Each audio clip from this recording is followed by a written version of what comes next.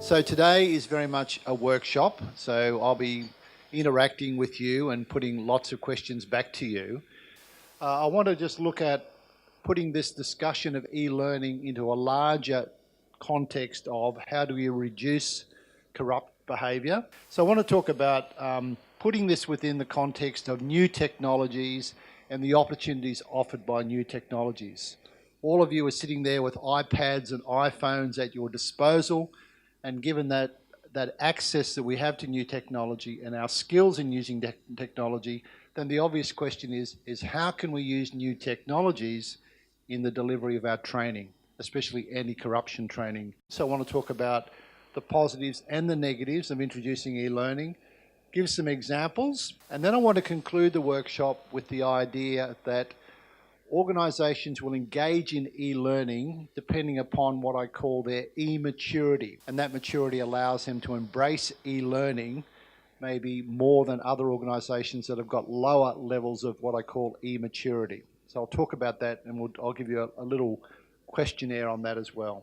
So let's go back and talk about, I guess, technology more broadly. The Americans have need of a telephone, but we do not. We have plenty of messenger boys. So this was a statement made in 1878 by Sir William Preece. And what he was implying was that we don't really need to change. You know, we've got lots of people, lots of messenger boys around who could do the job for us. We don't really need the new telephone. And the question was, well, the statement was, how wrong was he? Here's a statement by Mary Somerville in 1948. Television won't last. Okay? It's a flash in the pan. So the idea that quite often people are quite critical or quite conservative about new technologies and quite often think it's a flash in the pan. It's an idea that will come and will disappear.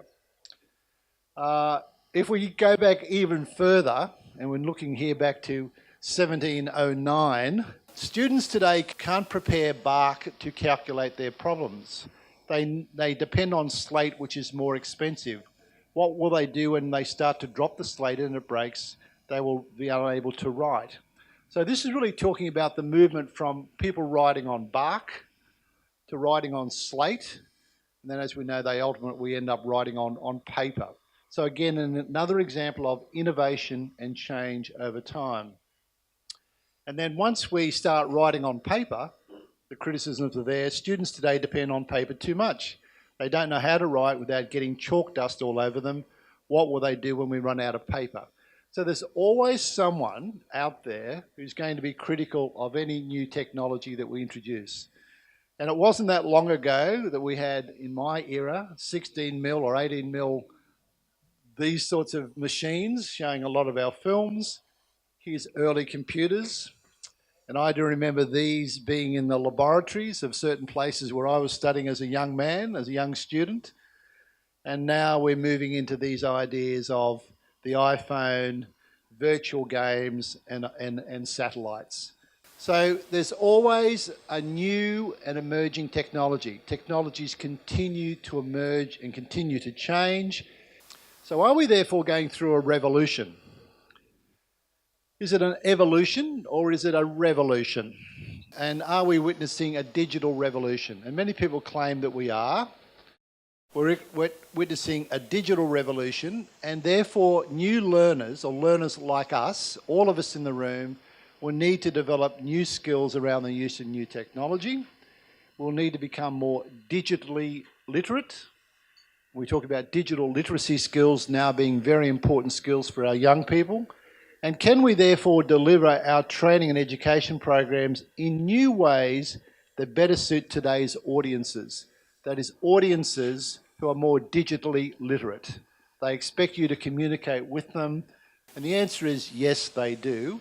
But how can we get organisations like Kappa and other organisations ready to engage in this digital revolution and to be more prepared to embrace those changes? So let's begin with a quiz. How many of these 8 new technologies did you know about before right now? So this is the Massachusetts Institute of Technology.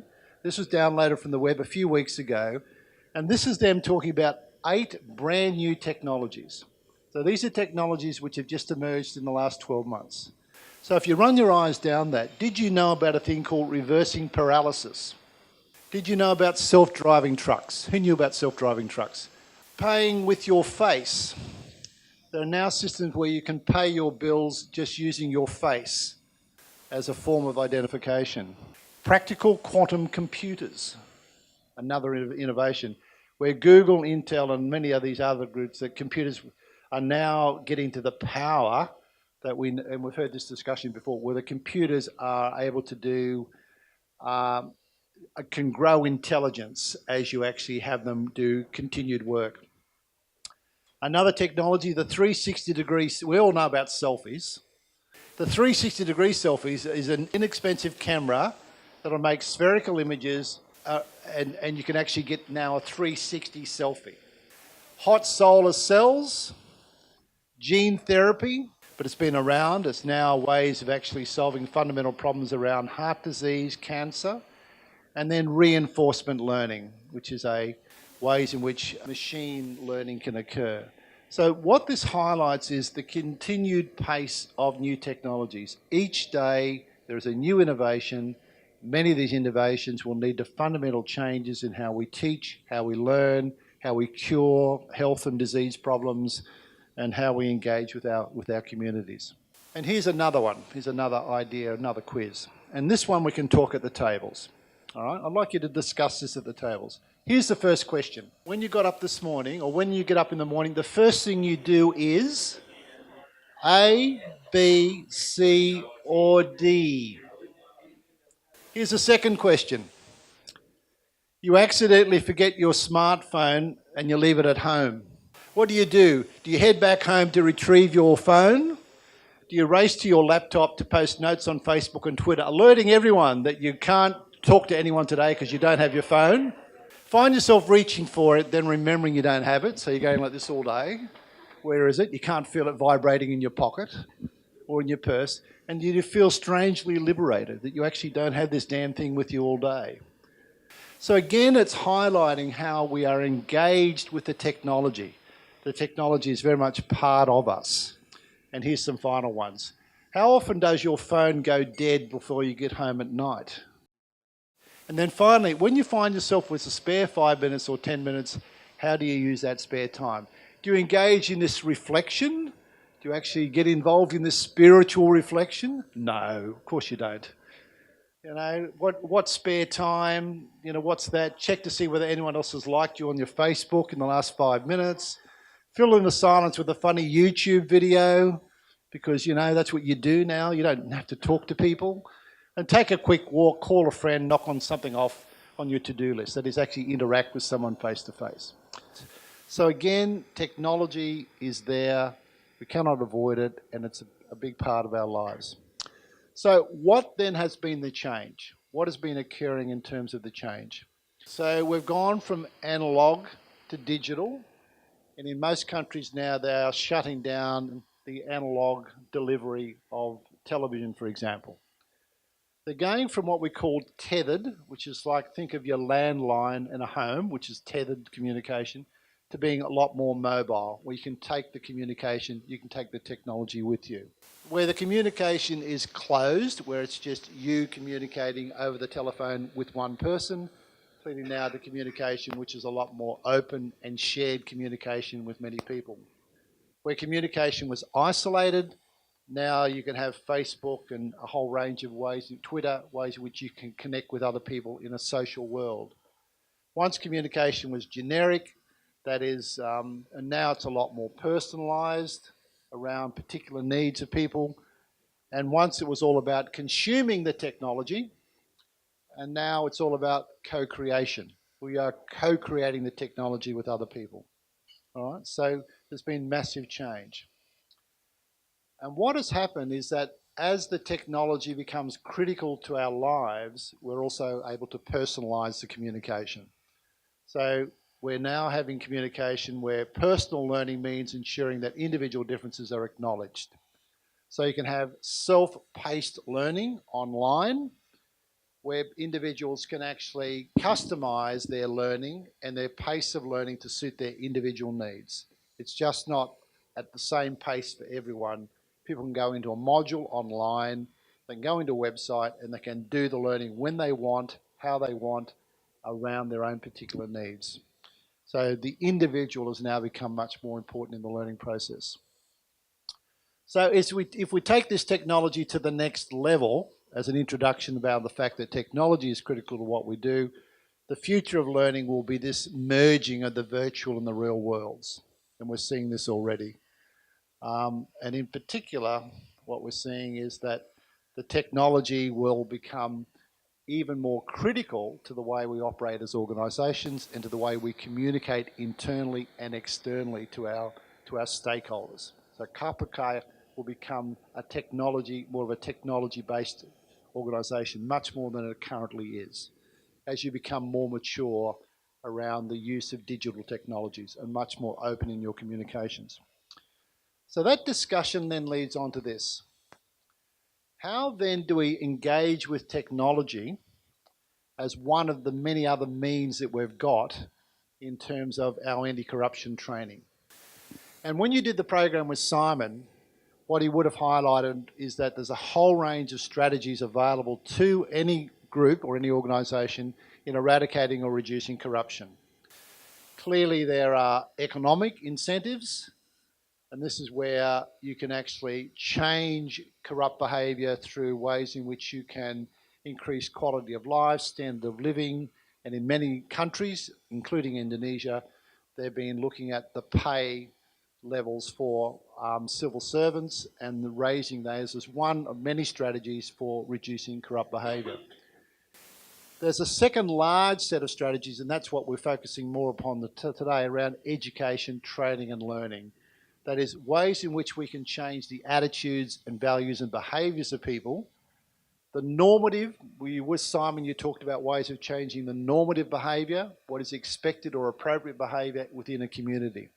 And that community can be within the organisation or the larger community of civil servants. So how do we actually engage in that normative training? Through education.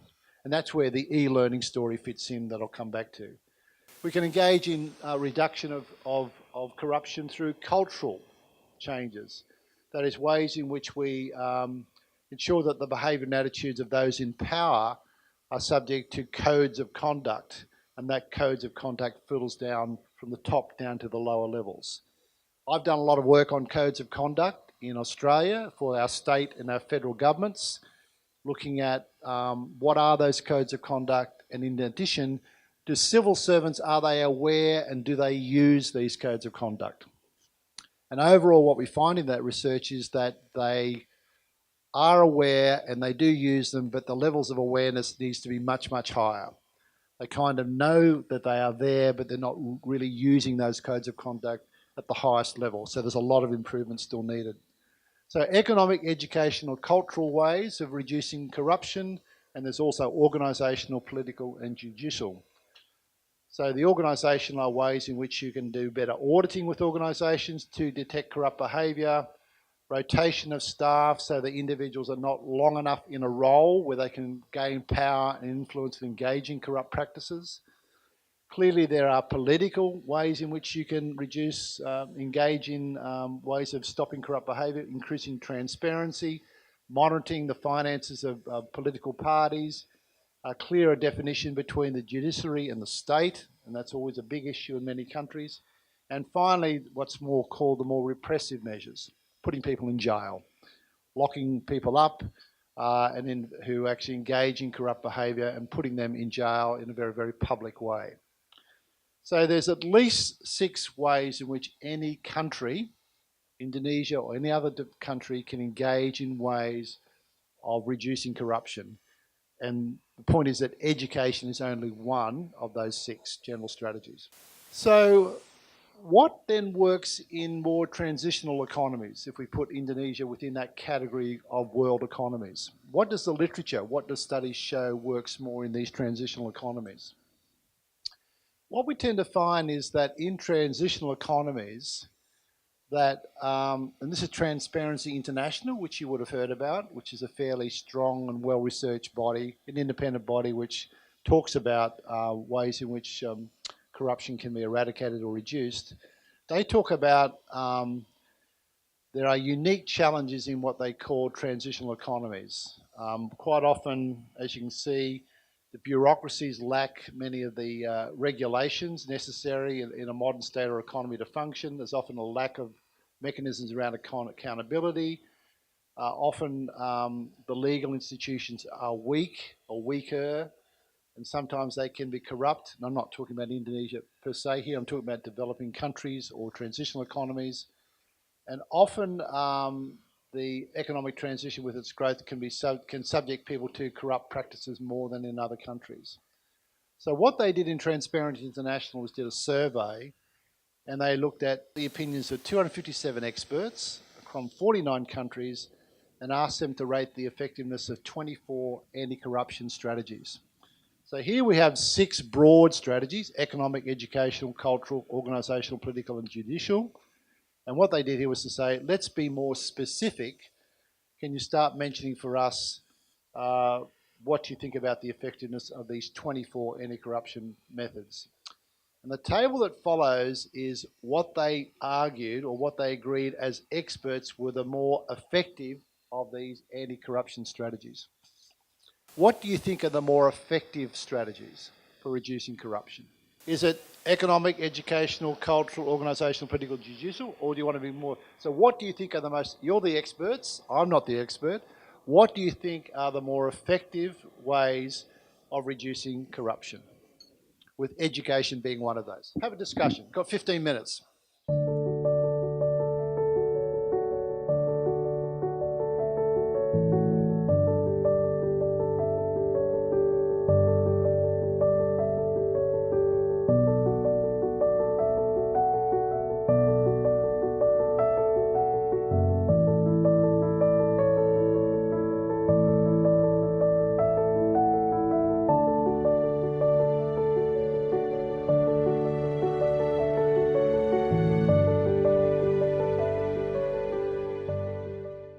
You're the people out there promoting behaviours which need to be different around stopping people engaging in corruption. Many years ago I have a PhD in psychology, and in psychology what we are trying to do is to change behaviour. And if you're going to change someone's behaviour, you need to go back and change their ideas in their head. So you need to change their beliefs or their attitudes. And the way you change beliefs and attitudes is you often have to give them information which is new or contrary to their old beliefs, and information that says that your old beliefs need to change because your old beliefs are no longer current. Your old beliefs are no longer going to allow you to be successful in behaving effectively in that organisation or in that world that you belong to. So in whether it be educational psychology or social psychology, what we're trying to do is give new information to people that challenges their beliefs. And that new information might come from education and training, or it might come from them witnessing what happens to people who engage in corrupt behaviour. Or it might be through other ways. Anyway, I'm interested to hear what this table says, and then we'll just go around. Yeah, we discussed about the 6 strategies that you mentioned, and we think that all those strategies are very important. And when we want to reduce the corruption, we cannot do it separately, like one by one. So all have to be synergized. For example, education is very important in reducing the corruption, but if we see cases of many corruptors, they're all high-level education. But of course, the integrity and also the system, the organizational system as well, also is very important. So it's all. So the point is we cannot separate only education or what is the best, so because we have to synergize all strategies. And I think that's a very good answer. So they all are dependent upon each other. So it really says the word we use is holistic. You need to take an approach where you recognise the connection between each of these factors, okay? That the education is related to the economic, which is what you're saying, and the education, for example, is also related to organisational issues, and the connectedness between these makes it even more difficult to resolve because it's like a web, it's like a spider's web. You've got it all connected in interesting ways. This table over here, yeah. Diskusi di meja 2 ini Jadi memutuskan untuk yang paling That's right. penting adalah pertama political will dari pimpinan negara atau pimpinan daerah. Nah, kenyataannya di lapangan, pimpinan negara sudah menerapkan eh, penerapan mengenai anti korupsi dan sejumlah ketentuan atau peraturan sudah diterbitkan, diturunkan pada Permendagri dan sebagainya, namun masih dijumpai sejumlah daerah ada yang sudah bisa menerapkan tapi ada yang belum. Nah, ini artinya diikuti dengan yang kedua pembangunan sistem itu sendiri, yaitu organisasi. Beberapa kota di Indonesia mungkin tidak bisa saya sebutkan, sudah diterapkan sistemnya, namun terjadi penyimpangan. Masih ada saja. Nah, di sini perlunya edukasi, baik kepada masyarakat maupun kepada pemerintah daerah itu sendiri sebagai pelaksananya. Itu mungkin yang bisa disampaikan. Terima kasih. Thank you.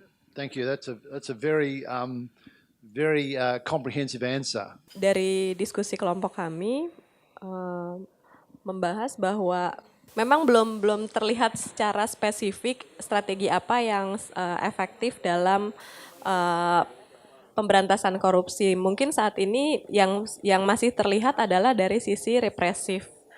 Tetapi kondisi di lapangan membutuhkan juga pendidikan, khususnya pendidikan anti korupsi untuk masyarakat, sehingga antara represif dan edukasi ini saling berkaitan satu sama lain. Jadi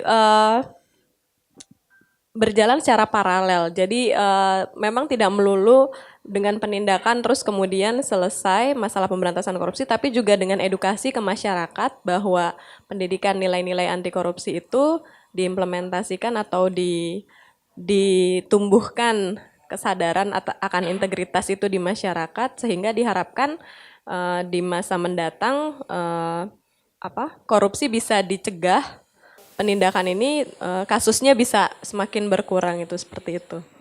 Again, thank you very much. As you were speaking, I was thinking of the words soft and hard came to my mind. Soft measures, and I don't mean soft in a weak way, but soft is often the more educational type approaches, while the hard is often the word you use, the more repressive measures.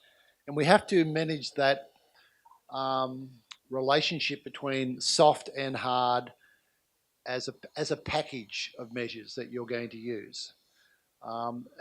Because if you continue a repressive approach, what would be the outcome of a continued use of just number 6? It will ultimately lose impact, and ultimately there's only so many people you can incarcerate or put in jail as examples of trying to model the right behaviour. But you need to, and again, that's what all of you are saying at each of your tables, is such a complex, or we often call it a wicked problem. It's a wicked, complex problem.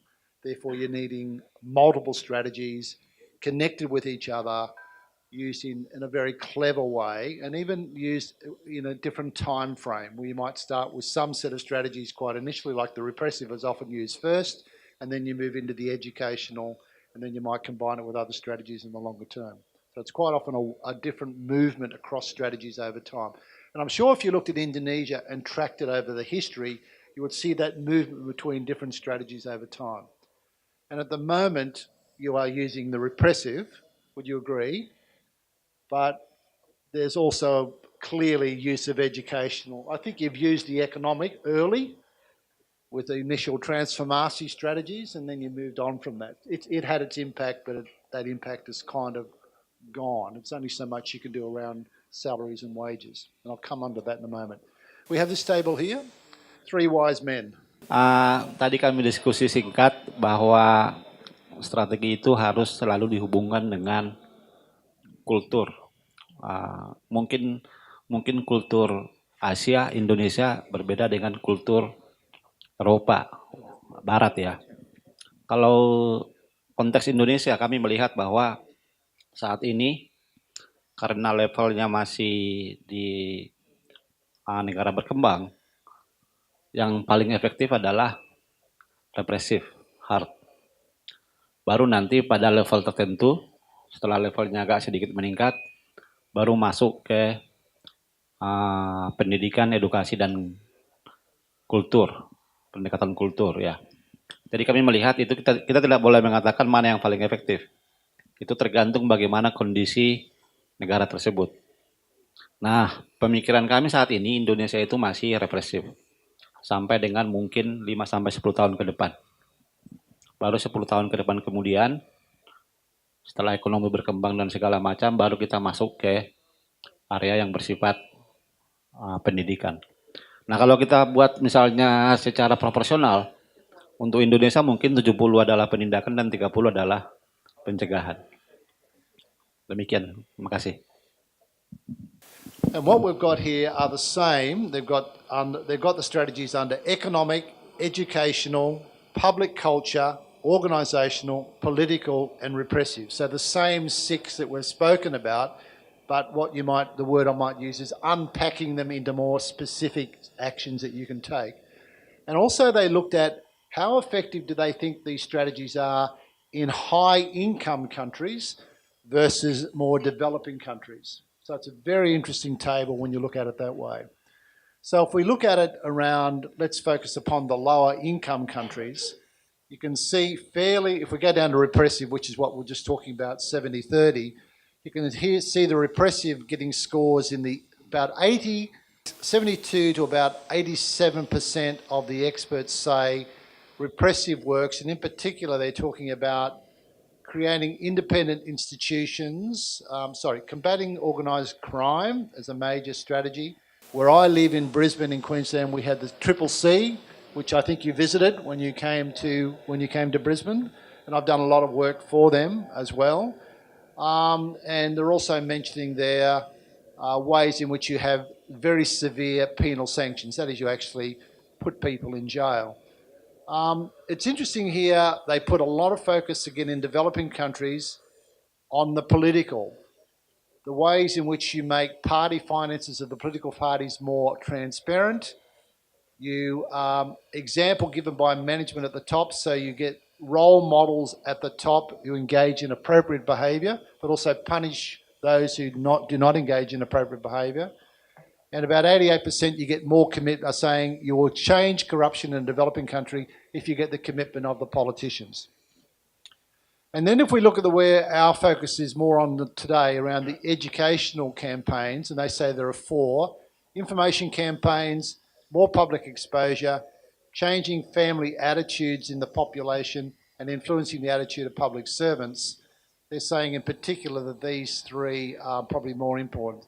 Information campaigns for the public, more public exposure around the issue of corruption discussed within the media, within our schools, and within our general discussion we have in radio and television, but also influencing the attitudes of the public servants.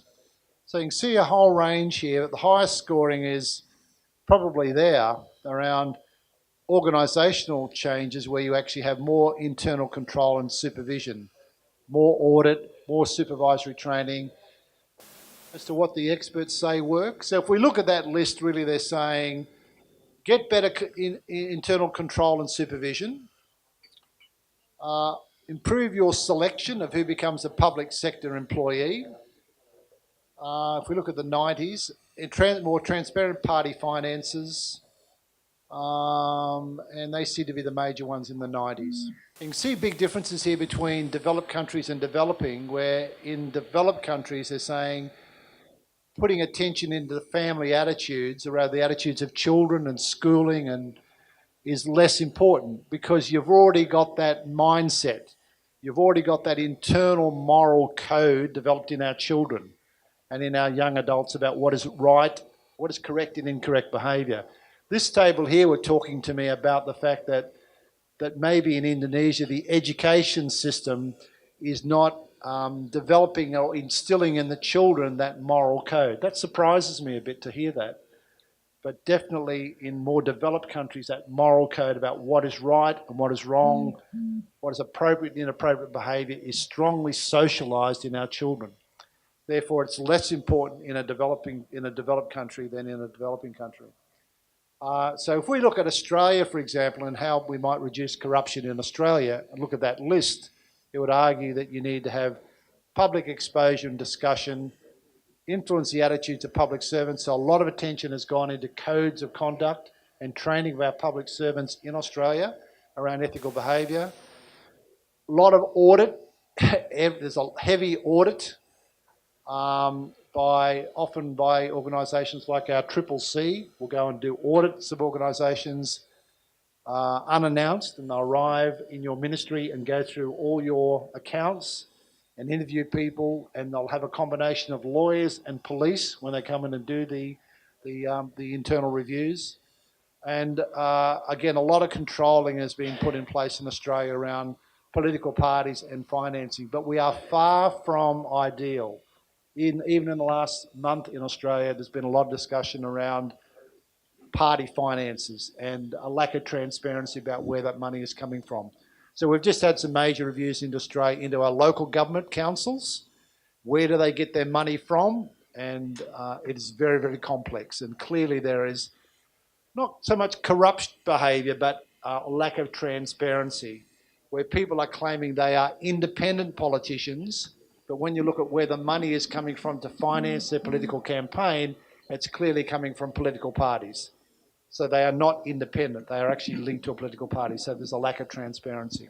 Yeah, so the outcome in the last month of this big review on local government authorities in Australia was that we need to stop the money that's coming from property developers. Actually stop it totally, that no money would come to a political party from property developers. That's what they're asking, but whether it happens, whether there is the political will, is another matter. So I can stand here as someone and say, Congretta, we're not perfect. As you know, you visited Australia. We are still working on these areas very much ourselves and using a range of strategies like these to try to get the change. All right, so as we said, in the educational, the major strategies appear to be information campaigns, public campaigns, more public exposure around what is corrupt and what is appropriate behaviour, changing family attitudes, which seems to be critical, and also influencing the attitudes of public servants themselves. So what does the table show us? What does that table then show us? It shows us that all types of initiatives can be useful. That's what we said as we went around the table, the interconnectedness between the strategies, that they are connected with each other in quite sometimes obvious but also less obvious ways.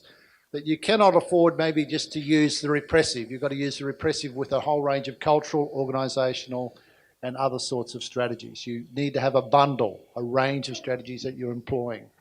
And also that implies you must have cooperation across different parts of the country. Different ministries need to be engaged. It's just not the CCC, it's other agencies need to play a role here as well. So that the result is that the need for any anti-corruption strategy, you need to target probably more the economic, the educational, the cultural and the political drivers, but also probably all of them are still of concern. Across the Asia Pacific, what is being done as strategies to prevent corruption? There was a recent OECD report and they developed what's called an anti-corruption action plan for the Asia Pacific. And in their view, this is just further discussion, in their view, the most preventative measures are these. Improve your human resource management, that is your recruitment, your selection, your training. We talk a lot about values-based leadership in Australia, that is leaders need to present and live certain values, and often those values are a lot around fairness and transparency and merit and not engaging in any sort of corrupt practices. Having codes of conduct. The question is how many Indonesian civil servants are aware of codes of conduct? Yes, same in Australia. Awareness can be quite low, and then how many are actually using and living the codes of conduct? So codes of conduct can actually be often a very useful entry point into training, because it gives you here are the outcomes we want to achieve, and then we can use the training to achieve those outcomes. Transparency, that keeps coming through as a major theme. Select, recruit, train people, select the right people to join the public service. When they join, socialise them around codes of conduct, then engage in a lot of transparency and scrutiny of your public sector activities, especially in the financial area. create enforcement institutions with anti-corruption agencies or coordinating units, which is what the KPK is. In Australia, most states now have or in fact all states have a anti-corruption agency. Increase efforts against money laundering, which is very much getting into the international aspect of corruption, which affects national activities. And the final one they mentioned in this survey was educational campaigns and public sector training to raise awareness. So again, education is part of a bundle of activities being used.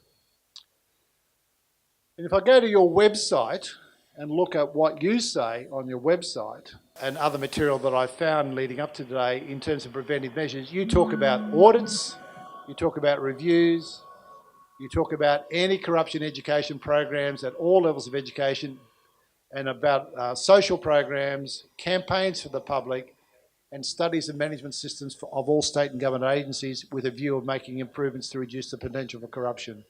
So in summary, KPK is living what we've been talking about. You're engaging in a range of strategies, and I think the point that this table made and others made is those strategies will evolve and change over time depending upon the changing nature of the society and the culture. So given the impact of technology and the opportunities provided by technology, what is happening now in many organisations is that they are engaging in e-learning, that is the delivery of training through non-traditional ways. Traditional ways are like this. In a classroom, people seated around tables, maybe reading a book or a brochure or some sort of pamphlet describing written material around anti-corruption behaviour, doing a workshop, maybe public lectures, and now that is still part of the mix of educational strategies, but what is being added to that are now the online or e-learning strategies using web-based technologies. Now, in all of these areas, and remember I'm an academic by training, and academics never can have one definition of anything. There's never one definition. Same with e-learning. There's no one agreed definition of what e-learning is.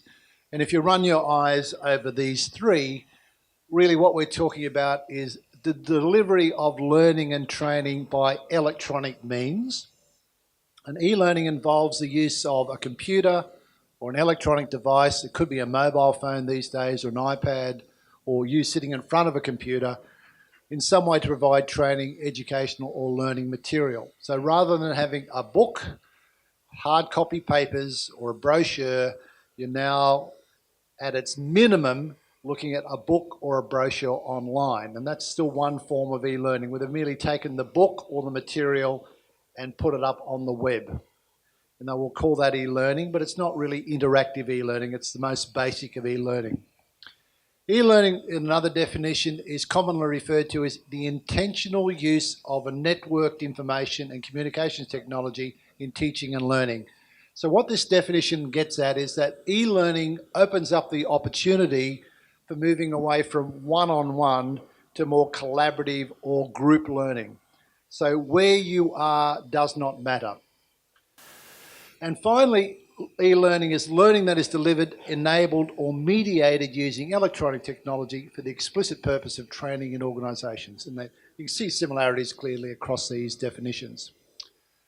So some observations. I do a lot of work for the federal government, as I've said, mostly exploring how public and private sector organisations are now using new technologies to rethink the way they deliver their training.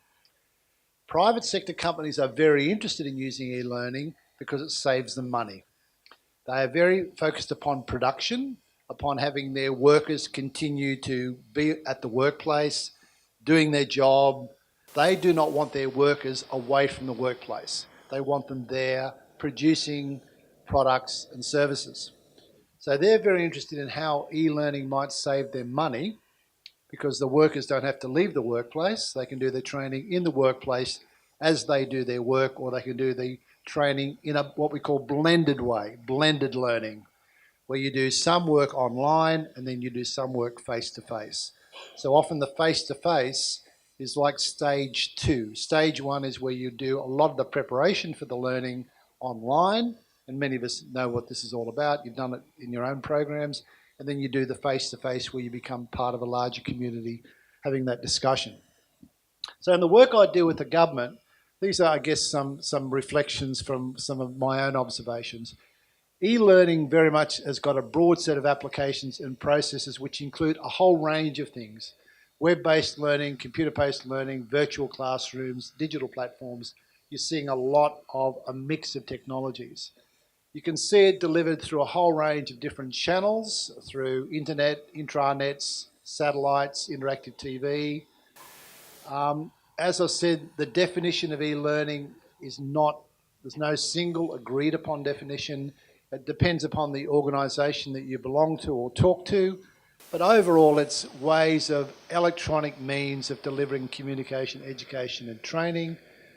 Quite often, e-learning is used in addition to terms like computer-based training or web-based learning or online learning. Often the terms are used in an interchangeable way, meaning much the same sort of thing. So what are the characteristics of e-learning? It's very much about digital and about mobile. It's what I talked about before, open, connected, very personalised, and it's about often co-creating or creating. If we put it this way, I think e-learning could be talked about in terms of I call them the 5 E's, the 5 E's from e-learning. What are the 5, I guess, benefits or values that e-learning provides us with? And in particular, I think e-learning gives us opportunities for exploration more than in traditional ways of learning. Experience, it gives you a different sort of experience with the learning material. Engagement, and lots of studies now show that engagement levels through e-learning are often much higher than just the classroom learning, the traditional learning. Ease of use, I've already given you the example of the private sector in particular and public sectors like e-learning because it does provide you with the content easily accessible, immediate, and much more flexibility and autonomy in the learning and empowerment. Many studies now from young children up to older adults show that the learner feels more empowered. He or she feels that they are more in control of their learning. So rather than what we call in the old days teacher-driven learning, where the teacher knows everything or the instructor knows everything and he or she shares their knowledge with the learner, it's now what we call more learner-driven, where the learner almost sits with the teacher. The learner becomes a teacher. So that's collaborative approach. Everyone in the room knows something which can be added to the community of learning, and e-learning allows that to happen. It's just not stand and deliver by the expert. It's a collaborative approach, a more community or networked approach to learning. So the web gives you obviously, exploration. It's an exploratory tool. We know the challenges of the web in that it does open up lots of opportunities for exploring information. The downside is that when we talk to students about the use of the web and e-learning, is they spend a lot of time wasted because they look at all sorts of things. They drift off into searching for all sorts of things that they don't need to look at. We've all done it. You do a search on Google, and you look at that, and then you follow that link, and you follow that link, and the next minute a whole hour is gone. What have you actually done with that hour? You've gone and looked at a whole range of other things, not that relevant to what you're doing, or maybe gathered too much information. E-learning gives people more of a total learning experience. It's much more self-paced. So I can decide when I want to learn, where I want to learn, and how I want to learn. I can study at midnight or 1 o'clock in the morning or 6 o'clock in the morning before I go to work. I can do the learning when I want. What we find in the work I'm doing now in many companies is that if they have in construction, and I work with construction companies, and it's raining and they cannot work on site, the workers now will go into the offices, into the offices, and they'll sit there and they'll do their learning online because they can't be productive. They can't go out and build. It's too wet. Or they can't work on the roads. So they'll do some online learning. So that their production time is being used towards the e-learning. So it's more self-paced. Engagement. Learners claim that as a result of e-learning, it fosters more collaboration because often Facebook or Some networking tools are part of the e-learning community, or blogs or wikis. So there's that sense of community. Of course, quite often learners can say, I feel lonely. I'm learning, I'm sitting in front of my computer, but I'm not interacting with anyone. That's where Facebook and blogs and other ways, other devices like this connect people with each other. Ease of use we've talked about. It's more immediately available. It can cover both the technical and the non-technical information, and learners believe that e-learning makes them feel more empowered, more in control of their own learning. In my own work, these are some of the things that employers tell me and learners tell me that they gain from e-learning. More flexibility, improvements in the relationship between the trainer and the learner. And I think that's because the learner feels they participate more, their ideas are being recognised more. We find that we get greater retention and attainment by learners. By that I mean at the end of the learning, and we compare learning in a traditional classroom like this, and we compare learning online, people will seem to remember more and attain more in their memories on the online learning than in the face-to-face learning. Because as you sit here in a classroom with me, your mind is drifting off to, what you did on the weekend, or where you're going tonight, or what you're going to have for lunch. I'm not saying that when we're sitting in front of a computer, our mind doesn't drift off and go on to other things, but often the learning is more, it sticks more. It's more embedded in our minds when it's online learning. We find that when we have training occurring, where, for example, I might be an employer, I might be running a bakery, I might be running a hotel, and I want my employees to be trained, we find that online learning seems to have higher levels of employer interest. As long as the employers are aware of why the learner is doing certain things. Maybe, for example, the learner might be taking videos, or they might be taking certain photos and might be downloading them and emailing them to a teacher at a university or a teaching institution, or in your e-learning unit at Kapaka. As long as the employer knows why that is happening, then we find the employer interest is much higher. We've highlighted the flexibility, overcomes issues about time and geography and location. Also linked to that is employers like their employees to use e-learning because they're not bringing people together, like taking you all off to Bandung for 3 days. You've got travel, you've got accommodation, you've got time, as against people could do a lot of it online, and maybe you do 1 day online and only 1 day in Bandung, and you save accommodation and transport costs. So employers have kind of got their calculator out and doing their sums and saying, well, what is the efficiency and effectiveness gained by using an online version? So it's cost effective. And I think this is really important, consistency of delivery. You know, if you deliver something online through an online module, that everyone has seen the same material.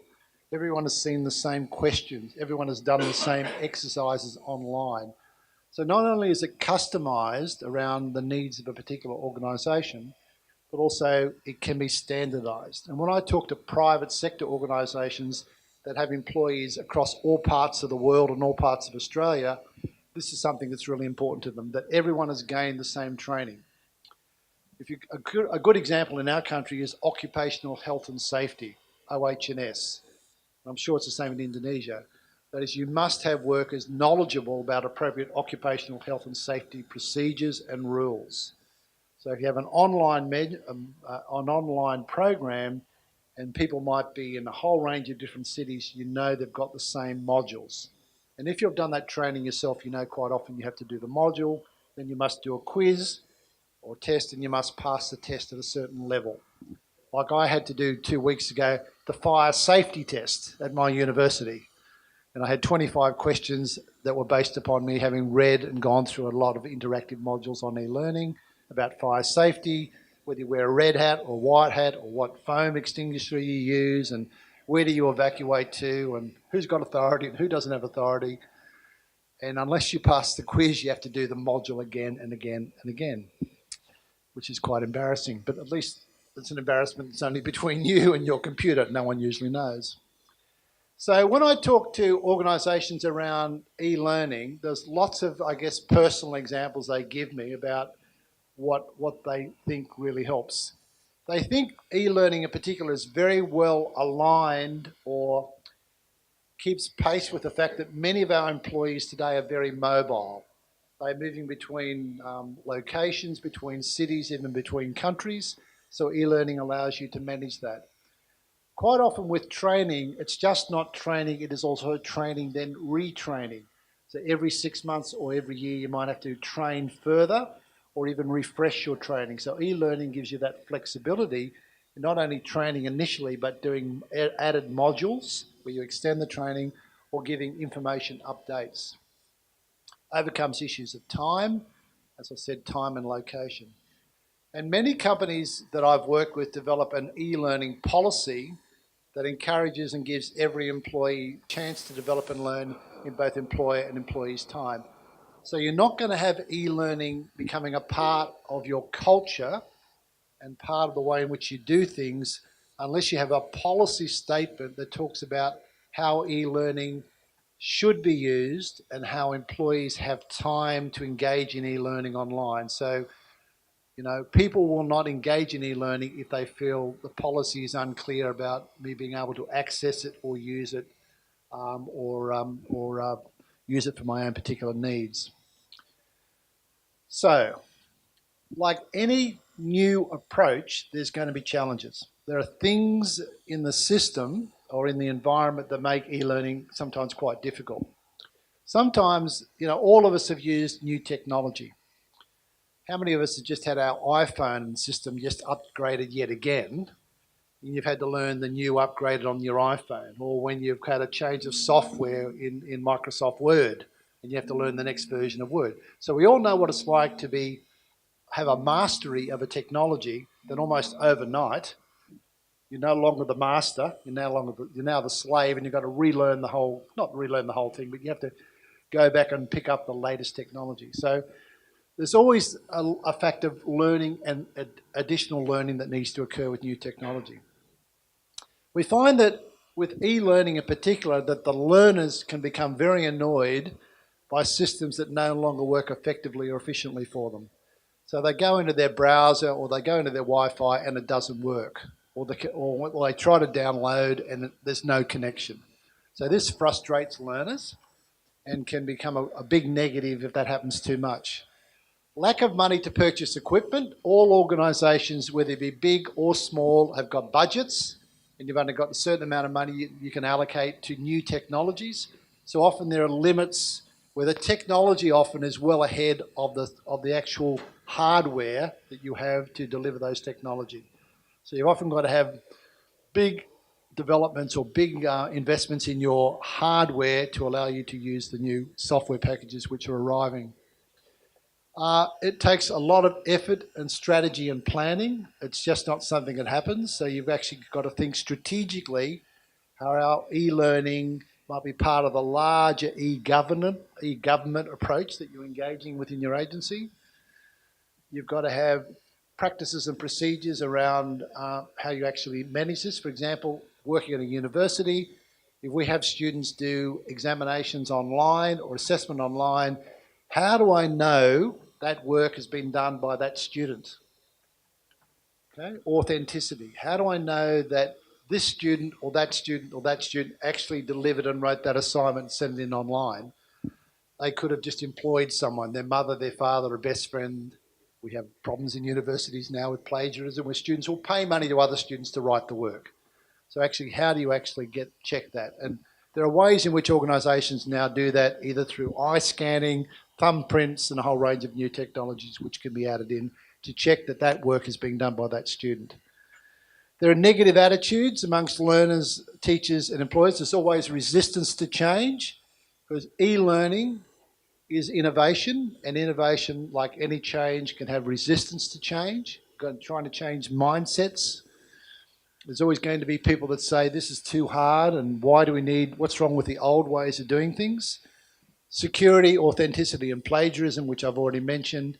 And the major barrier I find in the organisations I work with is this concern about production. That is, at least, especially in the private sector and to some extent in the public sector, the major barrier is the focus on production over learning that dominates many workplaces. That is, we want people doing their job. We don't want them sitting on a computer learning, or we don't want them going off to the workplace to do a training course. So there are all these challenges that need to be managed. All right. So, given this, what then is the evidence of whether it's a good investment? If we put $100,000 into our e-learning systems, is there a return on the investment? So for every $1 invested, what is the return? So for every $1 invested, do we get a $3, $4, or $5 return? And with e-learning, probably more than some other technologies, you can actually do a return on your investment calculation fairly easily if you gather the data along the way. So the return on investment is the benefit received versus the resources invested. So what we generally find is that if you look at your return on investment around the learner, we find you can measure how many e-learning modules did the e-learner engage in, so you can do a frequency count on that. You can look at the total number of offerings or training offered through e-learning as against the more traditional ways of offering the training. And clearly you can offer more training flexibly and more timely through online versus the more traditional way where you've got to organise a venue, get people travelling to a place and organise the accommodation, etc. You can count the number of programs and courses that have been completed or passed, the number of logins, so how often people log into their e-learning material. So these are KPIs, key performance indicators that you can use. Length of attendances per session, you can look at how many people come online to log on to your course or your program or your training in anti-corruption versus attending a workshop. Total hours logged in per month, percentage of learners, curriculum completed, and the type of delivery utilised. So it's a whole range, it's up to your imagination. But overall what we find is the investment is for every $1 return, the investments are as high as $5 up to $10 as a return. For every $1 up to $5 to $10 in benefit is recorded around the more traditional ways of doing things. But let me pause and make this statement yet again. Most organisations I work with that are using e-learning are still working with the traditional ways of delivering training as well. So while you might do your anti-corruption training with using more e-learning, you also need to continue with the traditional way, because the traditional way brings people together face-to-face in a real community to discuss and to debate the issues. So the combination or the blended approach is what most organisations are still using. Okay. Now let's look at some examples. So this is an example of where we have identifying and avoiding corruption in the infrastructure sector, July 2011, set up by this particular organisation. It's 59 pages long, and then it says section 1, what is anti-corruption training important, the risks of corruption, what's in it for you, for your organisation. You know, some people become involved in corruption because... Now, this is an example, in my view, there's nothing wrong, it's a good first step of where they've taken a manual or book or brochure and then they've transferred it to the web and they've set it up as an e-learning module, and they're probably broken up into sections. There's limited interactivity, but it's really just delivering materials, okay? And this is the sort of one, I don't know about in 59 pages, but you can see there's an effect here of people probably not covering all that material, but you'd want to break it into smaller bits, smaller modules. But at the end of this, you could probably do some quizzes online and test people's knowledge and probably set up in such a way that you have to pass module 1 before you go on to module 2, module 3, module 4, module 5, and so on. So you could break the 59 pages up into smaller modules. So here's one that's called from Financial Crimes Consulting, a private company. They sell this product. I've got access to it just for this workshop. And it's a combination of smaller modules, more interactivity, voiceovers, and I'm calling this kind of in the middle. So it's an advancement on just loading a book up online. And then the third version, which we can't show today, is even much more interactive with quizzes, input, blogs, and so on. Welcome to the Introduction to Anti-Bribery and Corruption course. The purpose of this course is to provide an overview of various anti-bribery and corruption legislation that exists around the world, including the UK Bribery Act and the Foreign Corrupt Practices Act, which, given the extraterritorial nature of these laws, impact individuals and businesses operating in all foreign markets.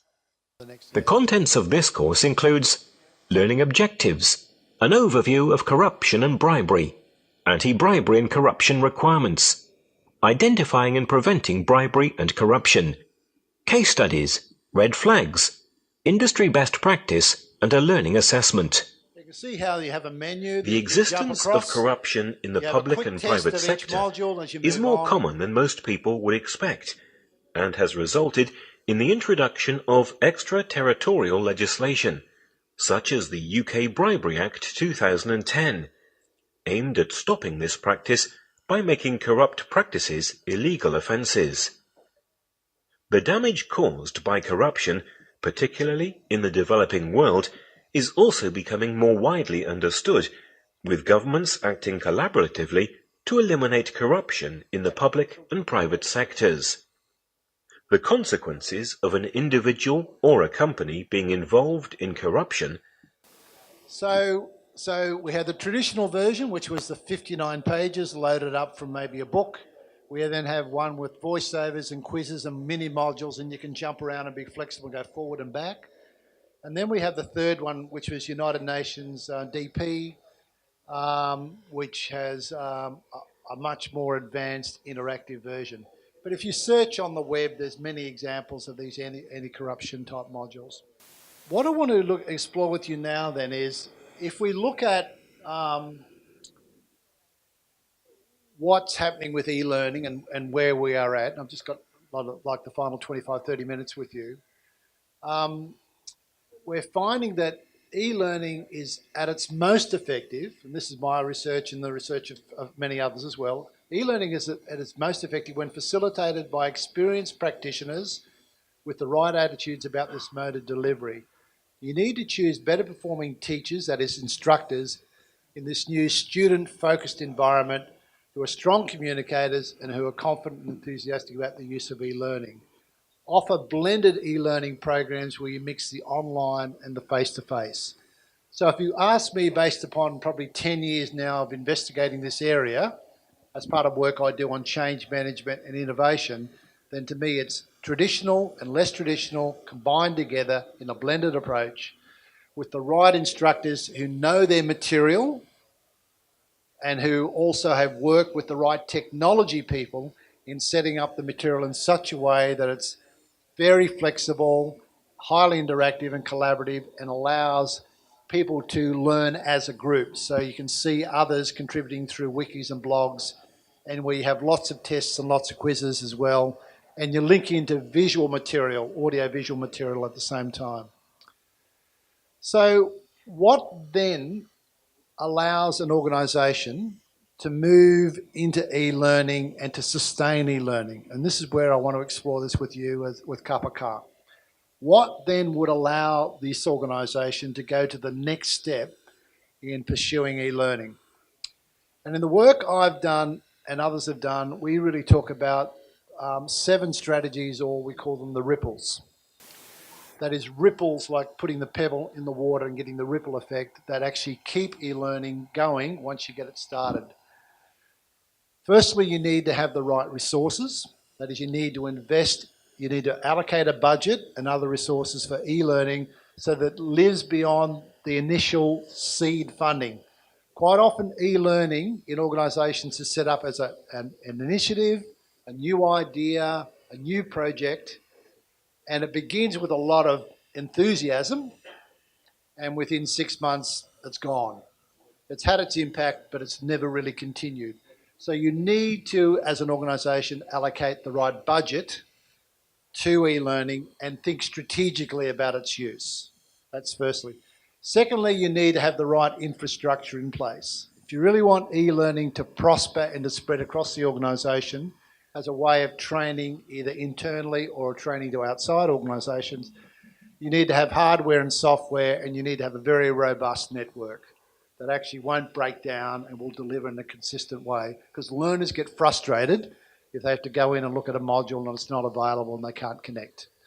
You'll soon lose them in terms of interest.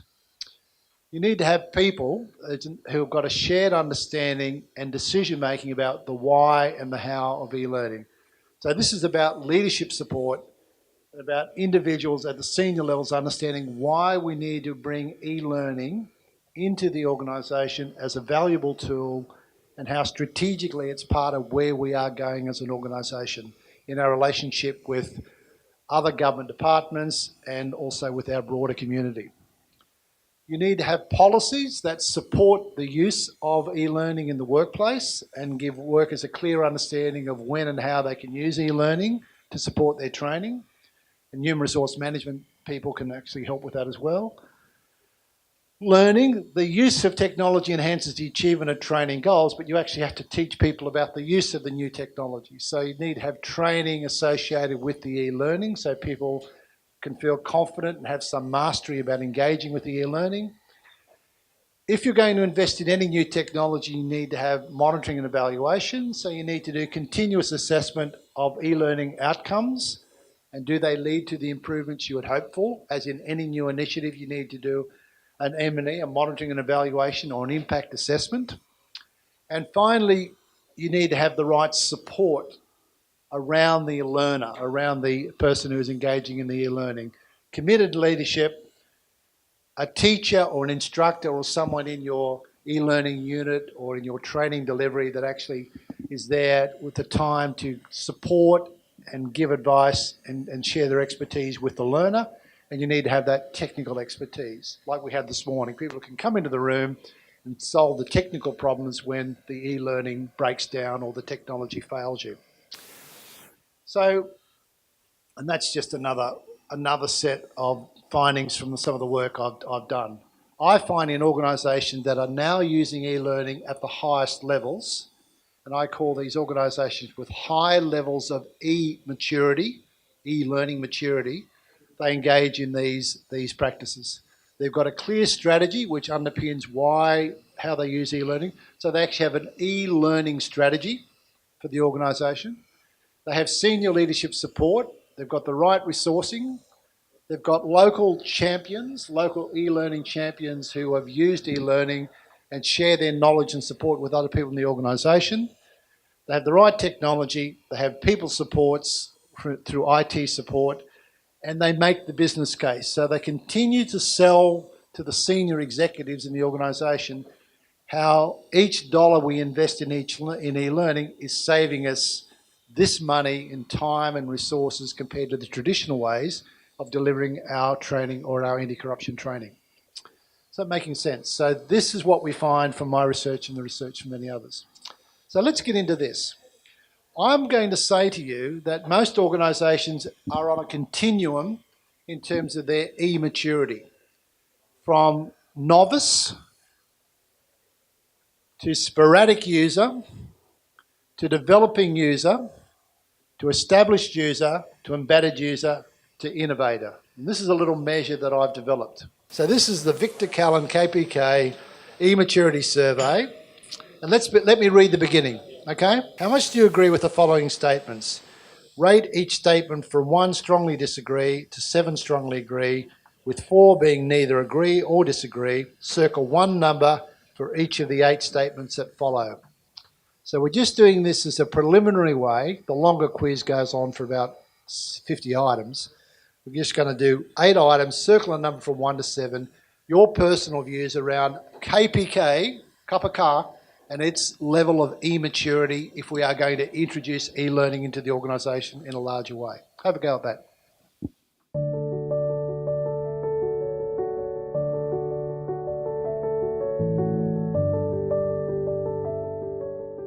My guess is that you're moving between being a developing user and an established user. My guess is that, yes, you are probably in that established user phase as well, but it's probably inconsistent, where it varies across different parts of the organisation, different departments or different work units. But overall, it's showing the organisation is literate with technology. You are digitally literate. You have people that understand and wish to employ the technology. You have got leadership and resourcing and other supports in place, and therefore it's a case of you making a business case and having it more strategically discussed and explained within the organisation as to why e-learning might be an appropriate pathway together with traditional learning for how the organisation evolves in that area. Can I put it back to you at the tables to now give me 2 key points, 2 key take-homes, 2 key ideas that you now have or insights that you now have that I'm not saying you didn't have before, but maybe have now been expanded or developed a bit further. Terima kasih Pak Peter. Saya punya 2 pertanyaan. KPK saat ini sedang mengembangkan Anti-Corruption Learning Center. Dan salah satu yang di-develop adalah e-learning. Yang pertama yang ingin saya tanyakan adalah pembelajaran e-learning yang sudah kita buat itu adalah terkait bagaimana mengajari stakeholder kita terkait integritas. Stakeholder kita ini macam-macam. Tadi di diskusi di meja ini kan ada dari anak SD, student, sampai masyarakat umum, kemudian pegawai negeri juga. Sudah dibikin e-learning terkait integritas ini yang di-share kepada publik. Pertanyaannya adalah materi yang kita share. Bagaimana pengalaman Bapak untuk membuat materi yang bisa diadop dari anak yang usia kecil sampai yang besar. Karena kalau anak kecil mungkin bentuk e-learningnya kan yang bergambar-gambar gitu kan. Lebih suka yang seperti itu. Sementara orang-orang yang profesor senangnya yang teks gitu kan. Nah, bagaimana kita membuat ini sehingga kita nggak buat banyak gitu kan. Nggak mungkin materi integritas untuk yang anak kecil kita bikin cost lagi gitu kan. Sangat mahal akan jadinya. Think about everyone in the room would have a motor car. Everyone in this room probably has got a motor car. None of you would have the same motor car. You'd have different colour, different make, model, different engine capacity, different seating arrangements. Each of you have a car which is customised around your individual preferences, likes and dislikes. I think with e-learning, it's not customised to that level, but you do need to have a range of different levels of presentation and design in your materials to respond to your different audiences. So I don't think you can escape that. You have your cartoons for your primary school children, and you'll have something a lot more advanced and technically probably oriented around values and ethics and morals for your senior level public servants. But that doesn't mean you need, and then the individualisation really comes, I think, when people sit, let's say you have 6 different versions of the material. I don't think you can escape that for primary and secondary, different ministries, local government, general public at different levels of education. Let me guess, 8 different versions. I'm only just saying this as a hypothesis. But when the individual does that module, and whether they be a primary school child or a senior public servant, they will bring their own reflections and ideas and, I guess, individuality to how they read those items and how they respond to them. So you still got that level of what I'd say customization as you would have in each person's car. Each person brings a personality to their own car, and each person brings up their own personal experiences as you look at those items within that module. So you are getting probably more variety than you think because of the individual reaction to your learning material, and each of us does that. Each of us has been sitting here today probably responding in our own individual way to what we've been talking about within the room, but there's also a general collective learning which occurs. So that's my answer. Menurut saya, e-learning itu bukan tujuan, tapi alat mencapai tujuan. Nah, kalau kita ngeklaim bahwa kami udah punya e-learning, ini sama dengan ketika seorang menteri bilang, Kementerian kami sudah e-government, apa buktinya? Itu website gitu. Padahal isinya masih under construction semua gitu. Nah artinya bahasa KPK kan cuma dua. Kita mengukur KPK tuh kegiatannya cuma dua. Seberapa efektif dan seberapa efisien.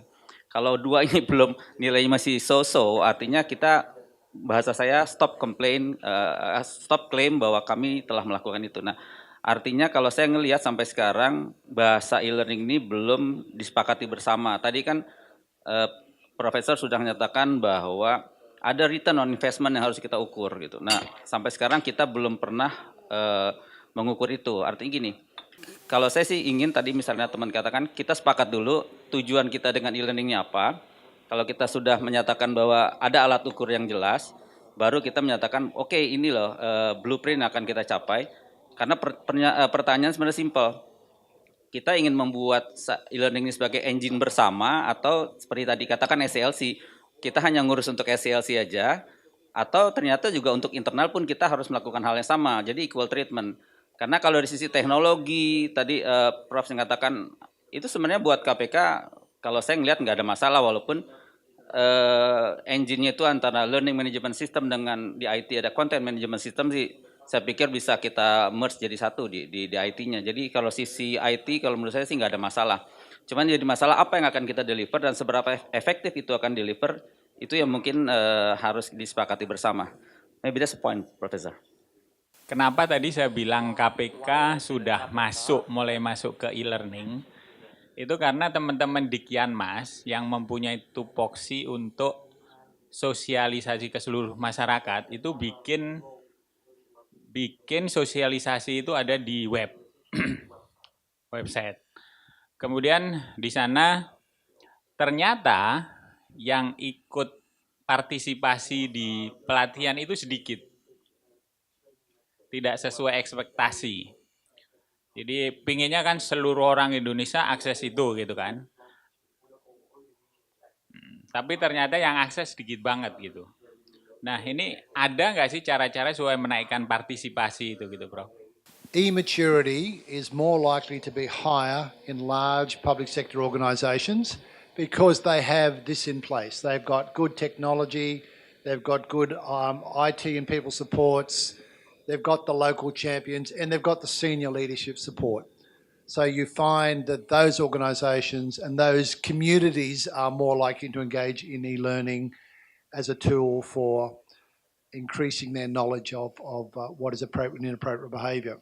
The lowest levels of engagement are for the small to medium enterprises, the small businesses, because they find it much harder to have the infrastructure, reliable IT infrastructure, to actually have the time to take people away from production roles, and they don't often have the leadership or the strategic planning and thinking about how this would happen. So I find in Australia that you get the lowest levels of immaturity and the lowest levels of engagement with the technology at the small to medium enterprises.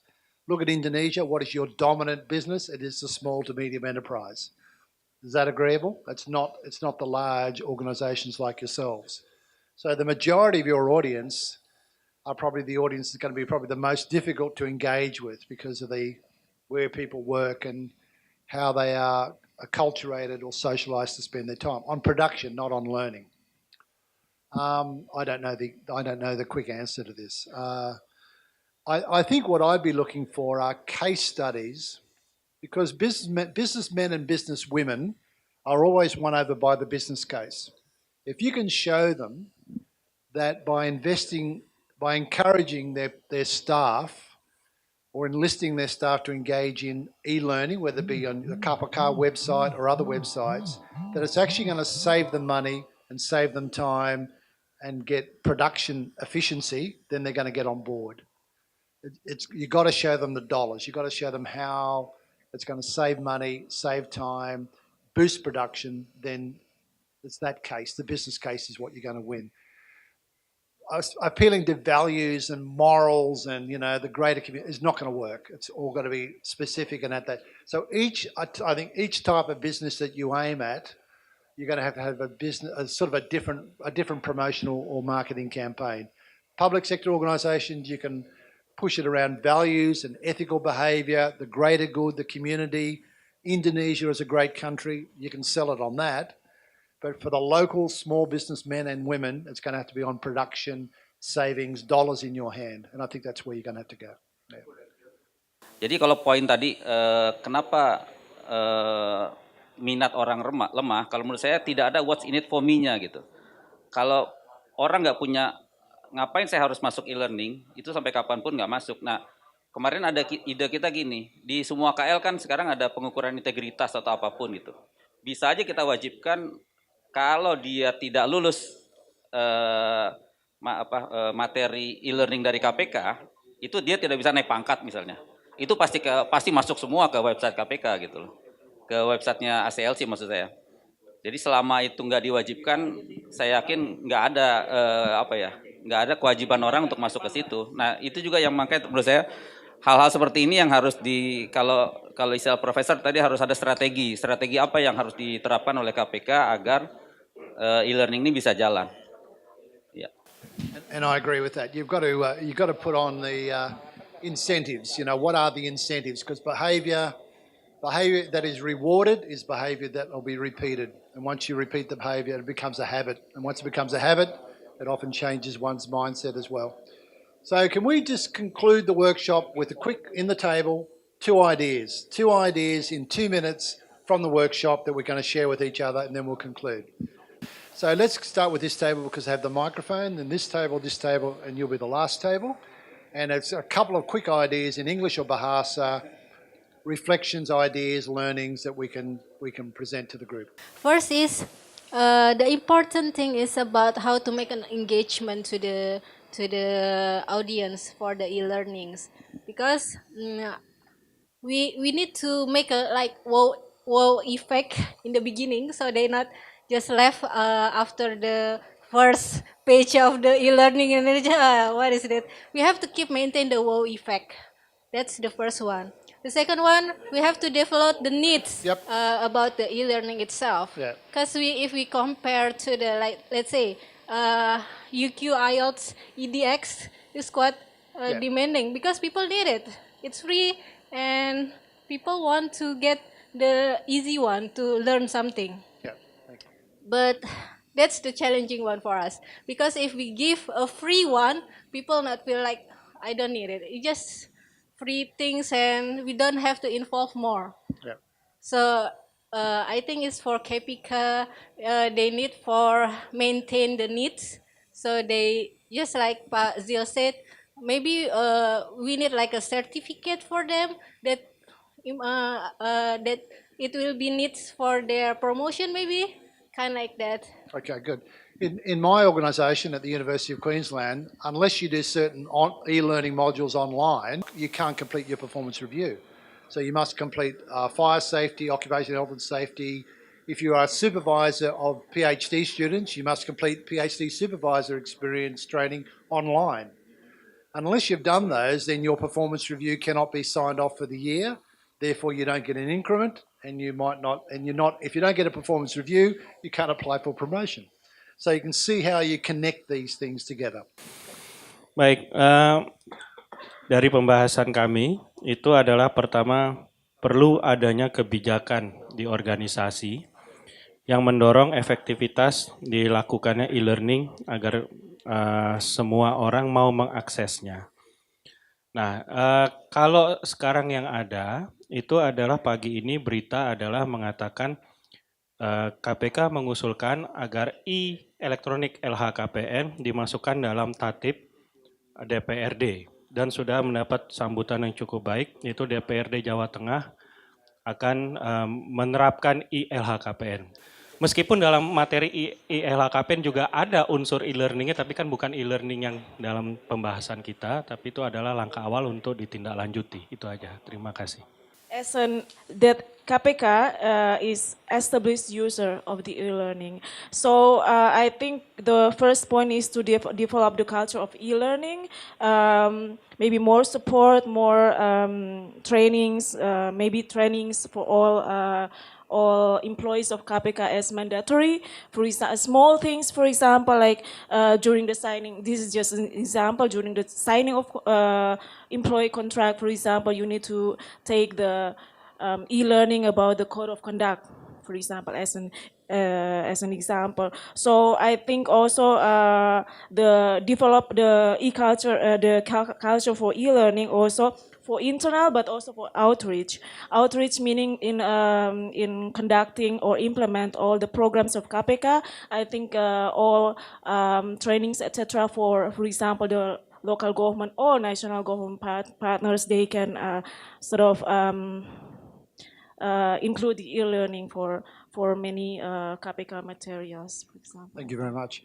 And that's the theme of this morning, has been the local government authorities and how do we actually get the change occurring within those entities. That's quite a critical and major challenge that you face. And the last table. Sesuai dengan kesepakatan kami, ya, ada dua hal yang sebagai lesson learned pagi ini.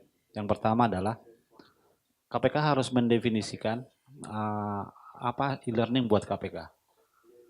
Karena buat kami e-learning bukan tujuan, tapi hanya sebagai alat, tools, means, measure untuk mencapai tujuan yang tadi. Yang kedua adalah dengan ditetapkannya tujuan dan definisi tentang e-learning buat KPK, maka KPK sudah harus membangun blueprint e-learning. Sehingga nanti dalam waktu tertentu dan dengan ukuran yang jelas, clear, dapat diukur pencapaian-pencapaian yang ingin dicapai oleh KPK. Sehingga e-learning bukan hanya sebagai wacana, sebagai diskusi, tapi merupakan suatu langkah yang pasti untuk mencapai tujuan yang tadi itu sesuai dengan definisi apa itu e-learning buat KPK. Nah, itu kira-kira yang kami bisa simpulkan. Terima kasih. I'm sure you can see the plan that I had in place was to really put this within the context of broader technological change. As we sit here, new technologies and new innovations, and we talked about 8 innovations that have just emerged in the last month or so, and how many of us knew all about those innovations, let alone many others that have yet to follow. These innovations provide an opportunity for change and innovation, but each opportunity needs to be grasped and understood within the context of what your organisation is trying to achieve. I agree e-learning is a tool. It's a tool that needs to be part of a larger set of strategies and policies that you need to put in place. And the good news for your organisation, besides the great level of ideas and thought that you've already put into this, is that you can see that you are on the pathway towards developing and moving, hopefully in time, towards being a highly innovative user of e-learning. So thanks very much for your time, and it's been a great pleasure being here. Thank you.